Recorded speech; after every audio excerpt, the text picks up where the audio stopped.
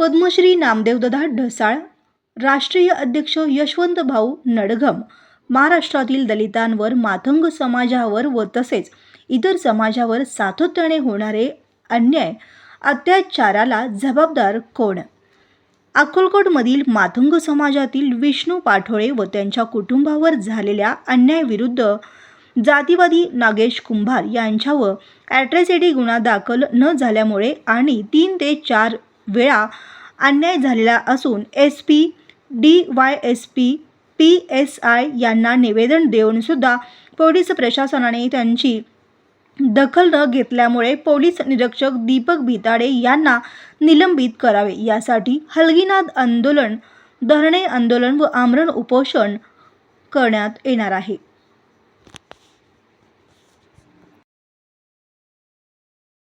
आपण न्याय मिळण्यासाठी दलित बंधर संघटनेच्या वतीने हलगीनाथ आंदोलन, धरणे आंदोलन ठेवण्यात आले. तर आपण कार्यक्रमाला सुरुवात करूया.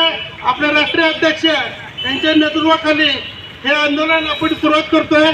तर आपण घोषणा देऊया. डॉक्टर बाबासाहेब आंबेडकरांचा, छत्रपती शिवाजी महाराजांचा, महात्मा फुलेंचा, साहित्यरत्न अण्णाभाऊ साठेंचा, जय लालजी, जय भीम. समग्र अन्याय झालेल्या पोलीस कंप्लेंट न घेऊन 3 ते 4 वेळा निवेदन देऊन त्यांना माघार पाठवले यांना. तसंच दलित बंधरच्या वतीने पण 3 निवेदन देऊन सुद्धा पोलीस भिताडे यांनी कारवाई केली नाही.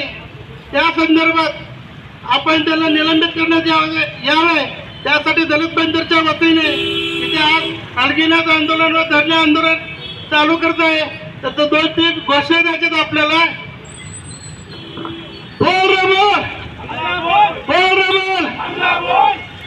भिताडे साहेब निलंबित झालंच पाहिजे. पोलीस निलंबित झालंच पाहिजे.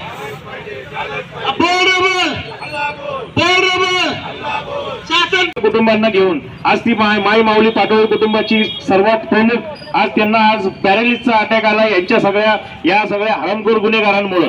आज तुम्हाला माहित नसेल यांची 3 एकर 6 गुंठे जागा आहे. याच्यावरती सोलरच्या नावाखाली तो एकदम हरामखोर दिलीप देशमुख, त्याचबरोबर त्याचा जोडीदार राजू तेली, त्याच्याच बरोबर तो तिसरा त्याचा माणूस सुरवसे, या तिघांनी मिळून त्यांच्या जमिनीवर ताबा मारलाय. आता आज तुम्हाला माहिती आहे जमिनीचा 1 गुंठ्याचा भाव काय.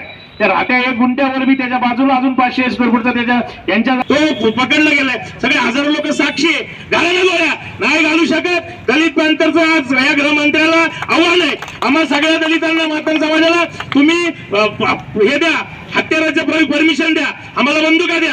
आम्ही त्याच्या घरात, छातारात, पोलीस स्टेशनमध्ये घुसून गोळ्या घालतो. या फडणवीसला परत एकदा या सोलापूर जिल्ह्यातून आवाहन करतो. जर या 4 दिवसात या पीडित कुटुंबाला न्याय नाही मिळाला आणि जर त्याच्यावर ॲट्रॉसिटी 307 दरोडा आणि जमीन बळकावणं या सगळे कलम नाही लावले आणि त्या माझ्या भावाला त्याच्यावरती खोटा गुन्हा दाखल करतो.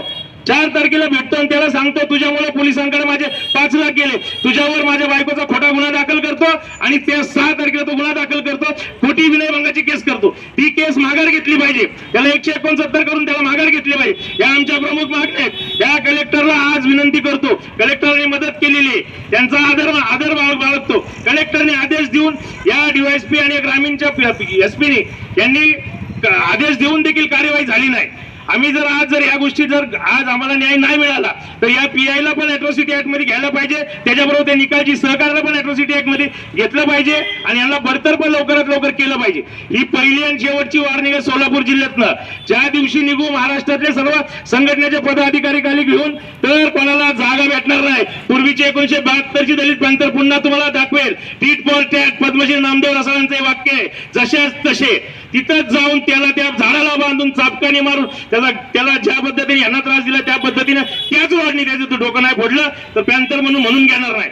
आधी शेवटची विनंती आहे, तो आपला समाज सोलापूर जिल्ह्याला पण विनंती आहे, कधी जर कुठला प्रकार घडला तर सर्व समाजाने एकत्र आलं पाहिजे आणि आज समाजाला न्याय मिळवण्यासाठी आपल्यावर, आपल्या अनुयायीवर अन्याय होणाऱ्यावरती आपण त्यांना वाचा फोडून दिला पाहिजे अन्यायाला आणि आपण साथ दिला पाहिजे. आज सर्वांना विनंती आहे की आज त्यांच्या कुटुंबियांसाठी आज आपण ज्या संख्येने इथं उपस्थित राहिलो सर्वांचा मी दलित पॅंथर परिवाराच्या वतीने आभार मानतो आणि इथेच थांबतो. सर्वांना सप्रेम जय भीम.